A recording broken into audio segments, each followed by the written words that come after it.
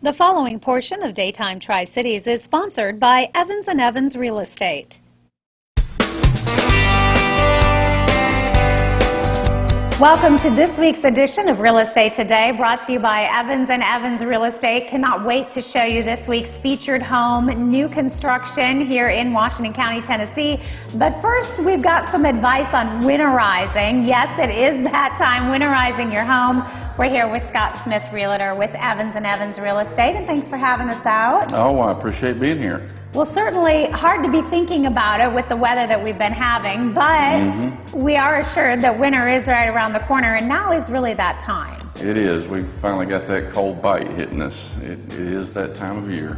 So one of the things that you're talking about is really going through almost a checklist to make sure your home is ready for the season. Yes, yes.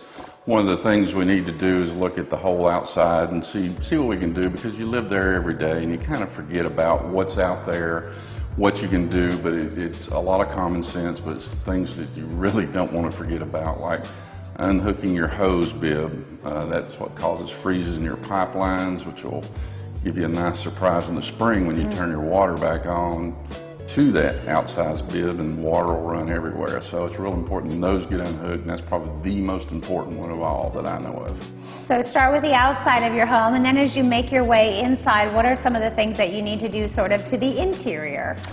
Some of the interior things is, of course, that it's going to be a lot of weather out there. It's going to be a little mud. It's a good time to kind of clean up around the outside, get yourself some places to wipe your shoes off and things like that as you come in. New homes, luckily, they're pretty sound inside. The things you do need to look at is maybe get your heating and air checked, make sure your outside unit's balanced. If you look at it and it's crooked, you might want to call a heat and air company, have them come check it, do a service, things like that, because it will be more efficient as time goes on, and save you a little money.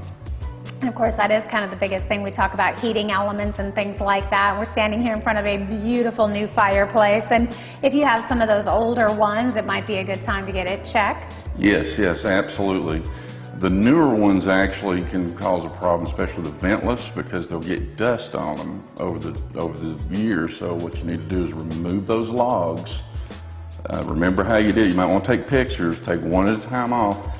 Clean that metal bar and get all those grids clean, because if that fuel comes out and doesn't burn the right way because dust is in the way, it'll actually soot up your house, believe it or not. So that's something you definitely need to do every year. Change your batteries, because they only last about a year, all that stuff. On the regular stovepipe, or the regular fireplaces, it's a good time to call a specialist to come out, the chimney sweep and all that, to have a look at it if you hadn't done that in a while.